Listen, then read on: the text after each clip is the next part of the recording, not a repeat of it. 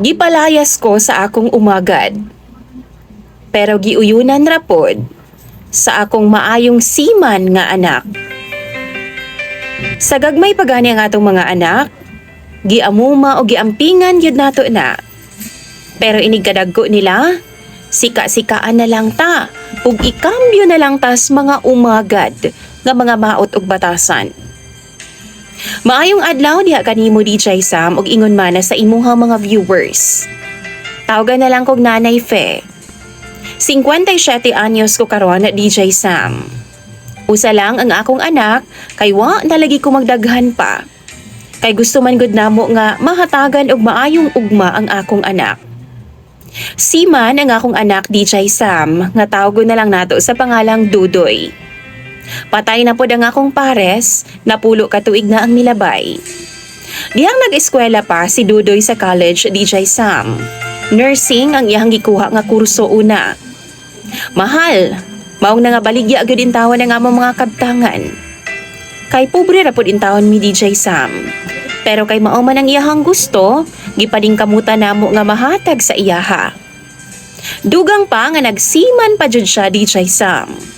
Didto na gyud nabira ang titulo sa among panimalay. Pero wa ko nagmahay.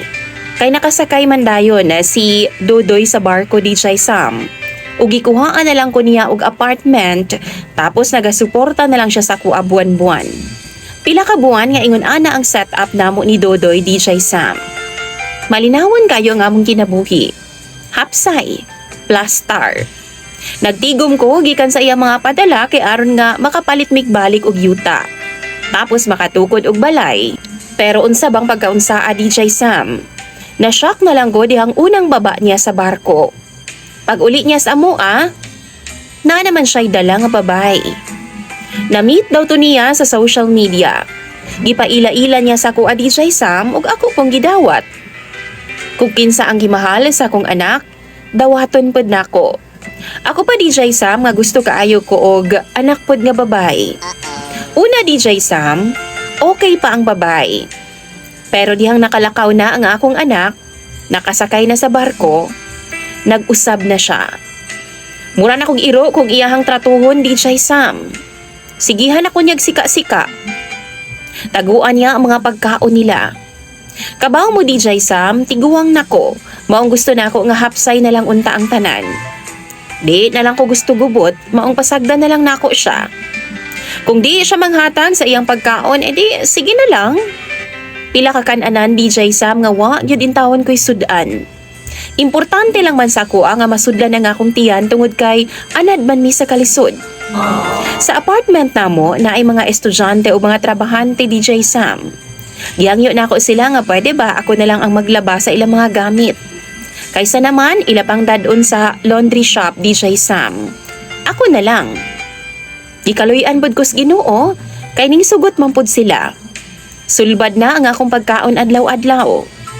Kabaw mo? Wa na gyud mi magkaistorya pa sa akong anak. Kay kung manawag siya di naman sa kuha. Didto na sa babay. Hangtod nakapalit na silag balay DJ Sam. Ug niuban pod kog puyo nila. Kay wa naman ko'y kapaingnan pa. Usara ang akong anak ug patay na pod ang akong bana. Akong mga igsuon na apod sa layo ug doon na pod sila'y mga kaugalingong pamilya. Lahi-lahi pod big mga problema DJ Sam. Dihang namalhin mi, dili lang ang akong umagad ang lain og trato nako, kundi pati ang akong anak DJ Sam. Gihimo ko nilang katabang, okay lang. Sika-sikaan ra ko nila. Naanad na pod ko. Hinuon sabay mi og kaon nila DJ Sam. Kung naa nga akong anak, kung unsa ang ilang pagkaon, maupod ang akong makaon. Kaniman gud ang akong umagad, bisan unsa na lang ang ginapang sumbong sa akong anak. Girasulsulan niya DJ Sam, maong masuko na lang intawon siya sa kuha. Laagan po daw ko, bisan di good, nanlabadar ako DJ Sam sa kanihinamong apartment. Maayo na lang makakaon ko. Gisultian na ako ang akong anak bahin ni ana pero nasakitan lang ko sa iyahang tubag. Ana pa siya ambisyosa daw ko DJ Sam. Basin gusto pa daw kong madato nga tiguang naman daw ko. Unsa pa man daw ang akong haguan og panglabada, nga libre naman daw ko kaon sa ilaha. Wala na lang pod kumitubag DJ Sam kay gubot na. Nilakaw na pod balik ang akong anak. Nisakay na pod siya sa barko. Naglalis mi sa akong umagat kay wa naman ko kauyon pa sa iyaha. Kay magsige naman lang siyag sika-sika na ako DJ Sam. Kuwang na lang iya kong patiran. Wa na ko kaantos niya. Maong natubag na gyud nako siya. Nagkalalis gyud mi og taman. Iyang gibuhat gipanglabay niya ang ako mga sinina sa sala. Ug gipalayas ko niya DJ Sam. Sampid lang daw ko. Nanawag ko sa akong anak pero ingon pa siya, mangita na lang sa daw kog laing kapuy-an. Kay buntis daw ang iyang asawa ug basin maunsa pa siya og ang bata. DJ Sam pag-adungog nako sa gisulti sa akong anak, gidampot dayon nako ang akong mga gamit. Gisulod sa bag ug nagbaktas-baktas sa kalsada. Tulala, gutom. Wa ko'y padulngan DJ Sam kay wa man ko'y pamilya sa lugar nila. Isa ka gabi ko nga natulog sa terminal DJ Sam. Panra jud ang akong gikaon. Kay 150 pesos na lang yun ang akong kwarta. Tapos gitipid pa na akong taman kay para naa pa ko'y pampalit og pan na sunod. Sige kog pakipag-istorya kutob sa makatapad na ako DJ Sam sa terminal. Sa pamasin nga dunay makatabang na ako.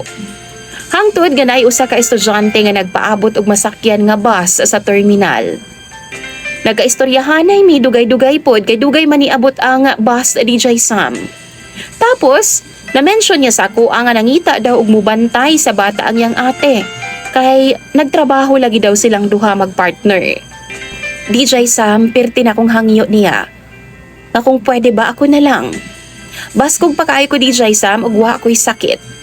Mayo gani kay nisugot siya. Ug nibalik siya sa ilaha ug gidala ko niya. Gidako niya sa iyang ate DJ Sam ug kuya ug gidawat pod ko. Gipasulod ko nila bisan wa sila makailan ako. Why mga requirements? Ako alang no, bisan og kaon okay na gyud kaayo ko og kapuy-an. Dako kayong blessings DJ Sam. Kay hatagan daw ko nilag 6,000 pesos matag buwan. Libre na ko kaon? Tapos naapod ko'y kwarto ako Duha ang ilahang mga anak DJ Sam. 7 years old o 9 years old. Dagko-dagko na, maong okay kaayo. Human ako hatod sa ila sa eskwelahan, manglimpyo dayon ko sa balay. Magluto, tapos manglaba. Ang nakanindot pagyo DJ Sam kay pamilya ang ilahang turing nako. Malipayon kay ko sa ilahang puder. Dili sila dato ha, sakto-sakto ragod. Mga trabahante rapod sila. O ganing 6,000 lang ang akong buwan, pero malipayon kaayo ko sa akong nahimutangan. Di naman ganit na ako magasto ang akong sweldo kay libre naman ko tanan. Pero ang problema na ako karon DJ Sam. Nanganak na daw ang akong umagad. O gitawagan ko sa akong anak nga patabangon lagi daw ko didto. Papaulion daw ko sa ilaha kay wa daw makaalalay sa iyang asawa. Mibalibad ko DJ Sam. Pero nasuko siya o gisinghagan ko niya sa cellphone. Ingon pa siya, wa daw ko'y pulos nga pagkainahan. Nagmahay daw siya nga ako pa daw ang iyang nahimong mama. DJ Sam, malipayon og malinawon ko sa pamilya nga akong nasak-an karon. Bisan dili na ako sila hikig-unsa, pero gitrato ko nilang dili lahi sa ilaha. Ang mga bata no, gitrato na gyud pud ko nila nga tinuod nga apuhan. Lola gani ang ilang tawag nako. Kung kamo daw bi sa akong kahimtang mga viewers, mubalik pa ba ko sa akong anak? Aron akong tumanon ang giingon niyang responsibilidad daw nako isip apuhan. Or mas pilion nako ang akong kalinaw. Palihog tambagi ko ninyo kay pambasahon ko na. Imong sender DJ Sam ug dugay na pud kaayo nga naka-follow sa imuha. Nanay Fe.